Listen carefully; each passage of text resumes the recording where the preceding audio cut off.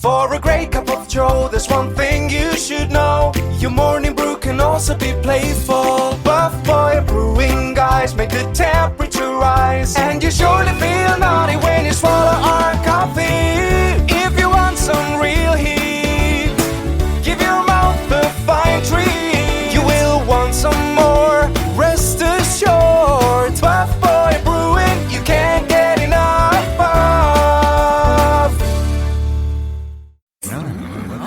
It's time for The Scribble, your weekly fix of celebrity chats, bizarre stories in the news, and basic random chatter with best-selling author and syndicated radio host Jeremy Bradley.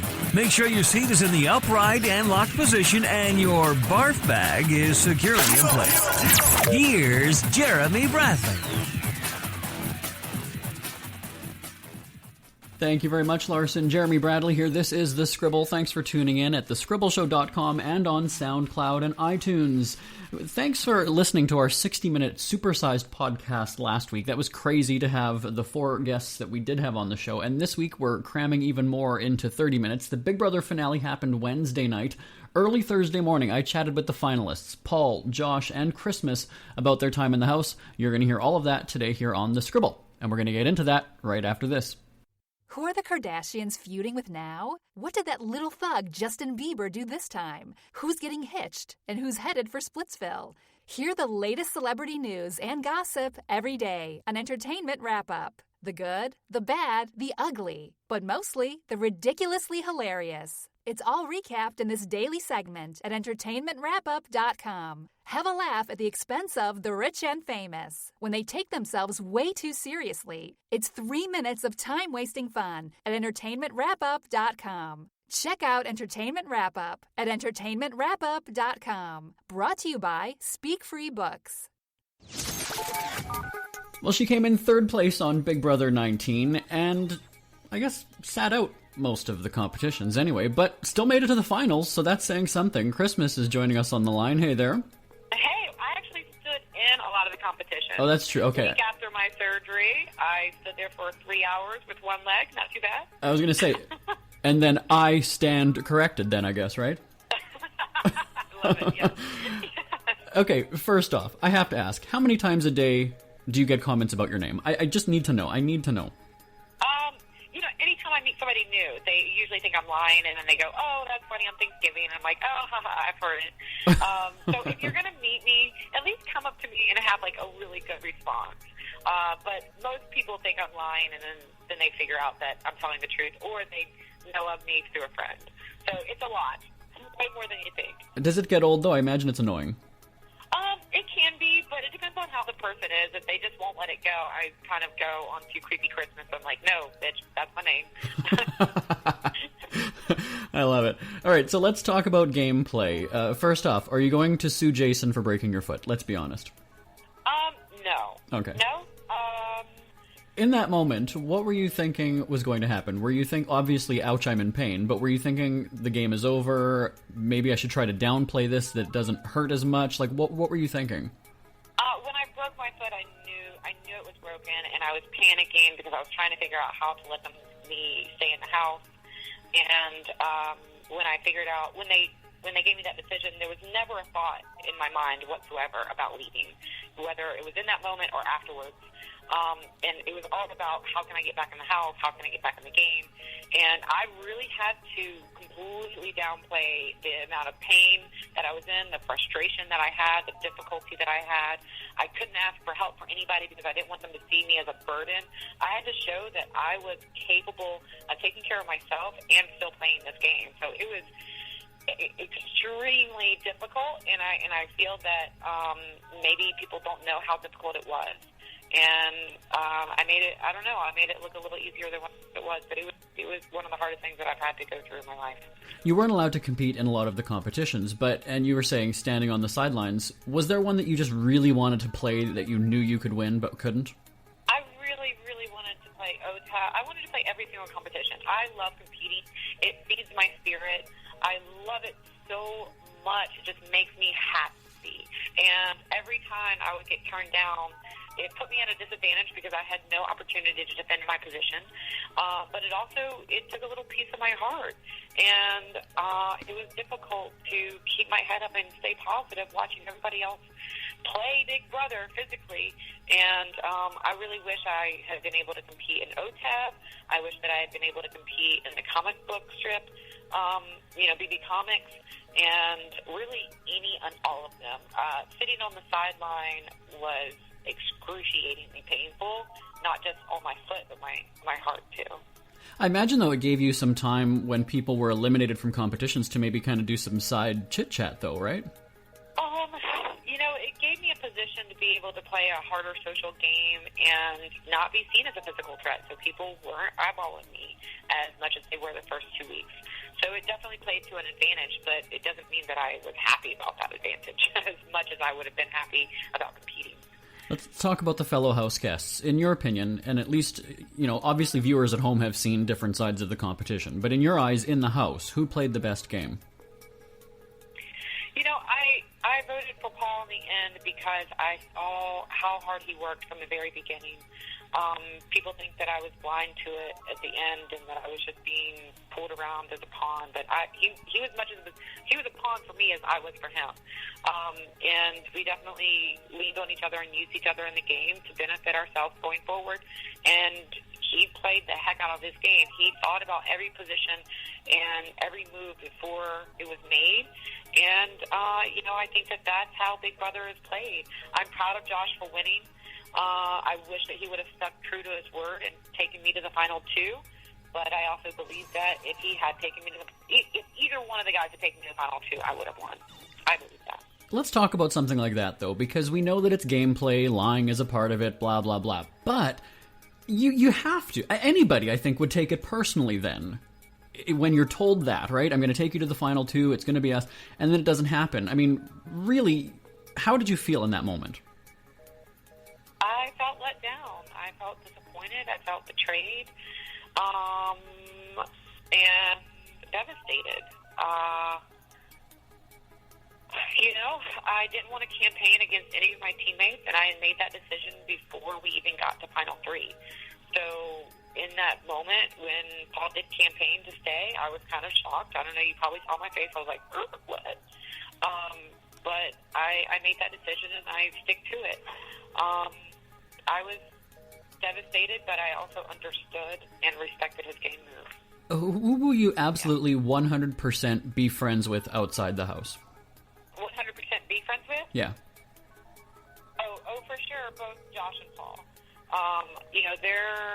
The friendship that you guys saw was authentic. That was not gameplay. They were really great to me. I know that they both played their game to their advantage, and that's what happens in Big Brother, but I'd rather walk out with 2 friendships in 3rd place and in jury with nothing. So whatever happens with anybody else outside of the house, I'm willing to have a conversation and have some beers and laugh at it and joke. So I'm willing to be friends with anybody and everybody outside of the house, but I know that those 2 are my still life ride or dies.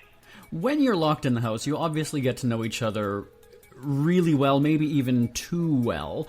I would think that you run out of things to talk about every once in a while, but what's one thing you learned about a house guest that you really didn't need to know?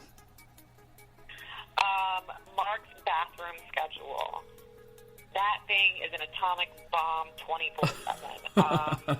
And not very quiet. So oh my. I really didn't need to know about other people's bathroom schedule, but that one specifically just surprised me. I don't know. There's a lot that I can say. Elena threw temper tantrums out of the wazoo. I don't know if you guys saw that, but it was scary left and right. I felt bad for production. She would cut the production. I was like, holy cow. This girl is cool as cool. Like, she is so cool. Such a cool girl. Temper tantrums, terrifying.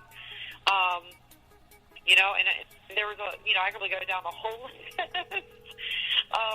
But who didn't get on my nerves? Josh and Paul didn't get on my nerves. I love Josh waking up every morning, being funny, jubilant, hyper, silly. He's my big meatball juju. Between the two of them, if you could team up with somebody to form a power couple, between those two, who would you pick? Well, here's my position, is that I am in a position that maybe, hopefully, maybe Amazing Race will call me, and I can pick somebody. So they're going to have to campaign to me on why I should pick them. Ah, okay. All right. That's very, very smart. And then maybe once, the leg is fully better, Dancing with the Stars. I'm down, absolutely, because I can break it down. I didn't do a lot of dancing on the freaking show, but I would love to. Love to. So I got to ask. I can shine. A little Christmas dancing. There you are. Absolutely, yes. There you are. So what's going to happen now then? You've got a few days to sort of decompress. So where do you go from here? I have no idea. I think we're going to go to Halloween Horror Night here in LA. I'm going to try and take some more time out for me. I'm going to do some traveling. I'm going to do some fun hobbies. I'm going to advise Josh on life and business. And really just take this experience as it comes without expectations, but complete gratitude. Very smart. You're going to earn your cut of his winnings. Very, very smart. I like that. There's definitely going to be a bill sent to him for that psychological freaking support that I gave him all season. Because that boy was whacked out of his head. We're already typing up the invoice for you to send to him. Okay, we'll get that to you. You just mail it out. There you go. All right. Well, you know what? Awesome game. Third place is still pretty good. Christmas from Big Brother 19. Thanks so much for joining us. Thank you. Ever had something to get off your chest but never had the balls to say it? That's a load of crap. Speak Free with JB.com is exactly what you've been waiting for. Your chance to tell it like it is and not care what anybody else thinks. Have your say on issues of the day. Join newspaper and radio columnist Jeremy Bradley as he tells it like it is. Hundreds of thousands of people have stopped by, including some well-known celebrities who have had a chat with JB and speak candidly about what's really going on in the world. You can join them too. Have a rant or a rave. Be brave and head on over to www.speakfreewithjb.com now. Well, he came in second place on Big Brother, but by all accounts, at least from viewers tweeting Wednesday night, should have been the winner of Big Brother 19. Paul is joining us on the line. Hey, Paul. What's going on? Well, you tell me. What was going through your head on Wednesday night? Julie is pulling out the keys, and your name, and then all of a sudden, it kind of went downhill. Yeah, so it's super tanked on that one. It was the same anticipation, the same anxiety and angst as last season, which kind of sucked. And I fell one vote short again. And again, I have no idea what else I could have done. I guess Josh figured out the key to satisfying the slightly emotional jury that we had. And I wore the same shirt twice. I blew it big time. Oh, that's what it was. Yeah, it's all in the look. And you're the fashion guy yet too. And I blew it. I wore the same shirt twice. That's what yeah, and you talk about the emotional jury. You'll have to watch that back because, yeah. But when Josh evicted Christmas, there was this gasp from people at home thinking that Josh had just written you a check for $500,000. You were Hillaried. That's what I had planned. You know what I mean? That's what I had planned for it to happen. But I guess I didn't plan enough. I'm not quite sure. At that point, I thought that my strategy was hard between Josh's, and I thought I had it in the bag, but it was one vote shy. And you were very convincing to the other house guests throughout the season. There was a montage of clips where they professed their love, alliance, loyalty to you, yet the vote was split. So what happened? Was it Josh just being able to sway them? Like, what do you really think happened? I think they more so just wanted to see me lose. I think they were upset. I think they were under the impression that I would just throw my game away for theirs. It was, hey, I'm going to use Paul and then win the game, and it'll all be okay. But that's definitely not what was going to happen. So I'm not quite sure if they've watched Big Brother, but in order for the only vet to survive in a game, I had to be enticing. I had to be at some sort of advantage to them, because if I was in an advantage, I was a threat. And in order to keep myself safe to the end, I had to do what I did. And it worked, but I guess they weren't too pleased with it. Well, hey, you won money out of the whole deal anyway, right? Yeah, I did. So, can't be too bad. This question was just sent in actually moments ago on Twitter. Do you think if you just owned everything you did in the jury Q&A part that it would have swayed the jury? No, I absolutely don't think so, because they already all know the jury. They all individually knew how hard I worked, because I would control their HOHs. I would give them the advice. I would set the plan and make them a part of it. So I did work with all these people up until a lot of points in the game. So they all knew how hard I worked and what I did. And if I owned up or kind of constantly stuck it in their face about, hey, I duped you all, and that was part of my strategy, I don't think they'd just go, oh, great, okay, here's your cool. I think they would just be equally as upset, if not more upset, than I was kind of sticking it in their face and, adding salt to their wound. Whose vote, or if anybody, whose vote surprised you the most? I was definitely surprised with Alex's vote. She said she was going to vote for me and bad for me in jury, but I heard she did the complete opposite. And also Cody, he had a shtick with me from the beginning. He had this weird, I want to battle it out with you, but I respect battling it out and losing a battle. I don't know. He had this weird agenda with fighting me throughout the game. And I thought that comparative to Josh and how Josh and him got along and how Josh got along with Jessica, I thought I was a better choice than Josh. But apparently I was wrong. It seems so bizarre because, and I'm going to ask him this when we chat in the next segment, but he was in people's faces. It's almost like he was wanting people to hate him, but somehow that worked in his favor this season. Yeah, I don't know. I guess it worked in his favor. Last year I was crazy shouting in people's faces. Didn't work for me. But I guess this year people like the odd abuse. But Josh then confessed in his goodbye messages that it was all orchestrated by me. Mm-hmm. So he was crediting me, throwing me under the bus at the same time. So I don't really, I'm just really confused by it. So sum up Josh's gameplay in one word. Crazy. Crazy. All right. I want to have a bit of fun here for just a second because you've been locked away in the house for so long and again, barely out for 12 hours. I want to test your knowledge of current events, at least up to this point, since you've left the house, okay? Yeah. Okay, who is Rocket Man?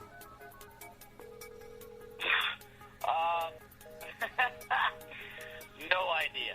Okay. Probably a new viral, stupid, annoying thing. I don't know. Okay, all right. You're right on that. You'll have to look that one up. Who are Harvey and Irma? Who? Harvey and Irma. I already heard a little bit about Irma, and I heard it was like a tragic and a crazy hurricane. So I'm gonna assume that Harvey is its pal. You got that one right. Okay. Good stuff. No, you're right. You're right. What is Nambia? Who? Nambia. Nambia. Sounds like some sort of disease you get from mosquitoes. I don't know. And finally, I got bit by a mosquito, and now I have Nambia. Now you have Nambia. Like 14 shots. I'll give you a hint. It's kind of like Kofefe. Oh God! Another tweet from Travis. And what is the new iPhone called? 8? All right. Well, you have to take a few moments to immerse yourself back in the world. But actually, let me ask: what is the first thing you do when you get out of the house? Hugging and squeezing my family and my pet. It's definitely to pick up my guitar and to go to a view and either look at the stars and look at the sunset, because I definitely haven't seen that in a while. Would you go on the show again? I mean, I did 191 days already. The crazy barrier is already broken. Right. So I might as well do it at 191. What advice would you give somebody going into the Big Brother house for the first time anyway? What would it be? It would be to check your emotions at the door, understand that this is very mentally exhausting, and learn how to pivot and learn how to handle situations. If you have one strategy and you're going to stick to it to the end of the game, it's not going to work because the game is always changing, and you need to learn to change with the game. Great advice. Well, as Julie says, always the bridesmaid, never the bride. But maybe your third go round. You played one hell of a game. Maybe marriage isn't in my future. So whatever. I'll get some flowers, pass the bouquet, take the thing off of my leg. I don't know how that works. Well, you've got time now to get a new shirt and plan that at least for next time. All right. Well, what a hell of a game. Paul, thanks so much for joining us again. Thank you, buddy.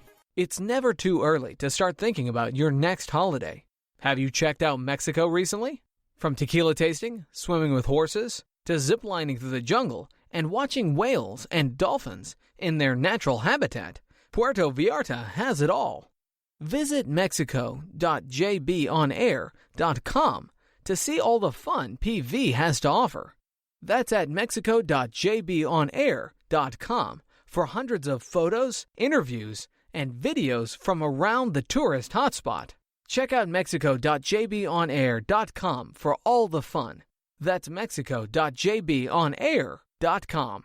Isn't it crazy that you wait for payday, but before you know it, you're strapped for cash again? It's time to stop blowing your money and become a smart spender with the book, The Official Guide to Being an American Cheapskate at cheapskatebook.com. Learn simple ways to cut costs at home every day and during special times of the year. Don't go broke at Christmas. Don't remortgage the house for a fancy vacation. The book is filled with tips to save you money throughout the year. Check out the best-selling book, The Official Guide to Being an American Cheapskate at cheapskatebook.com or on Amazon and iTunes. He's been out of the house for, I guess, barely 12 hours now. Josh, the latest winner of Big Brother, Josh Martinez, joining us on the line. Hey, Josh. Oh, that's so crazy to hear, man. I've been hearing it all morning, and I'm like, I can't believe I won. It's amazing. Well, you know, we had a bunch of questions sent in. We'll get through some of those in a second. Tell me, what was going through your head when you were sitting there? Julie, you know, she's pulling out the keys. Did you think you were going to win, honestly? As soon as Christmas votes came in, Christmas voted for Paul. I said, I lost the game. I was really banking on her vote, and I said, I completely lost the game, and I was thrown by a loop by all of my votes. I knew that I had Jason and Alex, but I did not know that I had Elaine, Cody, and Mark. I thought for sure they were voting for, I thought it was going to be like a 7-2 for Paul, and then they surprised and shocked the hell out of me, but I think that they respected how straightforward and how I owned up to my game, and you know, I played really this game, and for them to respect that, that's huge, and I really respect them for that. Well, a lot of people thought it was actually a dumb move to evict Christmas, but Yeah. and saying that you would never win against Paul. What did you know that they didn't, but that viewers didn't? Yeah, what I knew was that I was playing a strategic game the whole time, and goodbye messages played a huge role into my strategic game and how I let people know I did not lie, I did not make up anything. I was very straightforward in my goodbyes, and I said, listen, I had to make this move because I was sticking loyal and I was sticking by Christmas's and Paul's side. Paul had played such a great game, and he worked it to where he got no blood on his hands, but I was going to tell people the truth, and nobody was going to stop me then. And any speech, I was going to kill it because I had been literally going over my head for 2 weeks. But not only that, people were bitter towards me and Paul. I thought that people didn't want to see a vet win, but also I knew that we pissed off a lot of people in jury. So I thought that I had a better chance against him. But to know that I wouldn't beat both of them is amazing. Well, and you only have a few moments to figure out who you're going to evict in that moment. Although I guess you could think about it in your head leading up to the competition. What played into your thought process? Like, how long did you sort of mull it over? Do I evict Christmas? Do I evict Paul?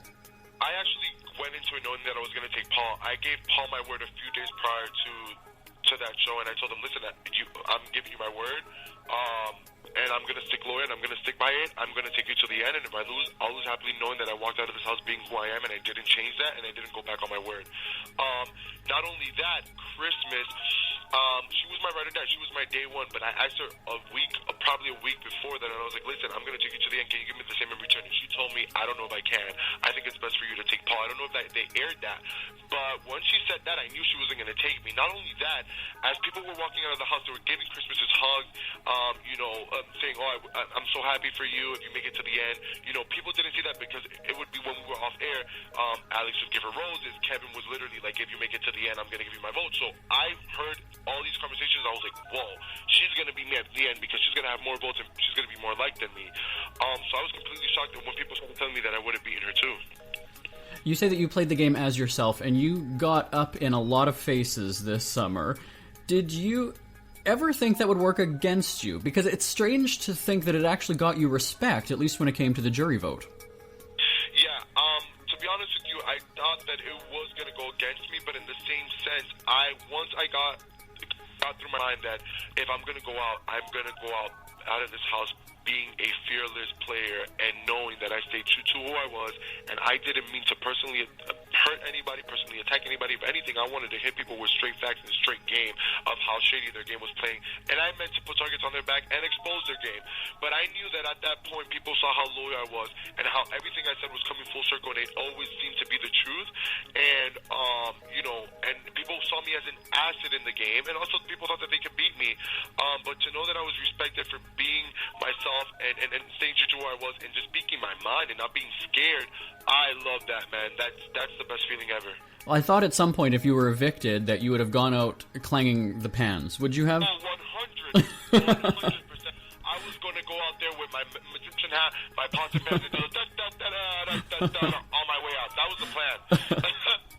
When you went into the house on day one, maybe you don't even remember, who did you think was your biggest competition? And then did your opinion change as the game went on? I believe that my biggest competition in the game was going to be Christmas. I think this was going to be my biggest competition because I saw what a great social game she was playing. She was literally in with everybody, in conversations with everybody. And then Paul walks in, and I'm like, okay, he's my biggest competition. But I knew that if I showed them that I was loyal, those were two people that checked on me. It was more of a friendship formed before an alliance was formed. They checked on me. They made sure that I was good. They looked after me all the time. They became like family to me in there. So once we were locked in, it was like, okay, they're my allies, but I knew that Paul was playing his own game. But yeah, Christmas for sure. You talked about it during the finale a little bit, but this question was sent in. What's the first thing you're going to buy with the money? Not the biggest, the first thing. I'm giving back to my family. If they want to take a vacation, if they want to go to a nice dinner, whatever it is, the first thing that they want to do, that's what we're going to do. I honestly need I need a week somewhere where I can just disconnect, no phone, no nothing, and just be in a beach like that. My mind is, it's fried. Like, my brain is fried. So I need to decompress, and hopefully my family's down for that. And then after that, just give back to them.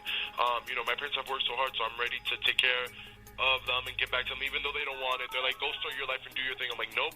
I lived my dream. I won the title of winning Big Brother, which was one of my biggest dreams, and now I just want to give back to you too. This question is sent in, and I'm just reading it for the first time. I'm kind of laughing. Before going in the house, when was the last time you cried? Oh, I cried before walking into the house.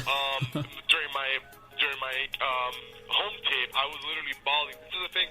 I'm not so emotional in the real world, but knowing that I played with a heavy heart and I played this game the whole time for my family, and every decision I made, it was for my family, and it took a huge toll on me because every decision I always thought my mom and dad, and if I would have disconnected a little bit, I think that it would have been better for me mentally and just for my emotions. I would have been as emotional and been crying the whole time, but I think with all the adversity that I faced in the house and then just knowing that I was playing for my family, it took a huge toll on me, and I just couldn't control it.